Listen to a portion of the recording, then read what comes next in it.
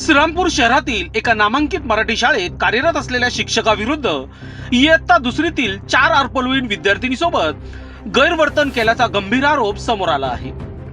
या प्रकरणामुळे शहरात संतापाचे वातावरण निर्माण झाले आहे। सचिन महाजन गोनारकर वय वर्ष 35 असं अटक करण्यात आलेल्या शिक्षकाचे नाव असून त्याची नियुक्ती 1 ऑगस्ट 2025 रोजी करण्यात आली होती। विद्यार्थिनींनी घरी घडलेली बाब सांगितल्यानंतर पालकांनी शाळा प्रशासनाकडे जाब विचारला।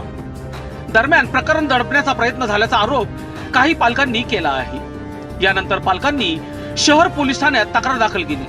पोलीस निरीक्षक नितीन देशमुख यांच्या मार्गदर्शनाखाली आरोपी विरुद्ध पोस्को कायद्याअंतर्गत गुन्हा दाखल करून अटक करण्यात आली आहे।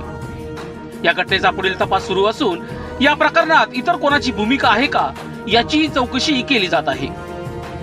या घटनेनंतर पालक वर्गात अस्वस्थता निर्माण झाली असून शाळांमधील बाल सुरक्षेच्या उपाययोजनांवर प्रश्नचिन्ह उपस्थित केले जात आहे। दोषींवर कडक कारवाई व्हावी तसेच शैक्षणिक संस्थांमधील सुरक्षा यंत्रणा अधिक सक्षम करण्यात यावी अशी मागणी नागरिकांकडून होत आहे।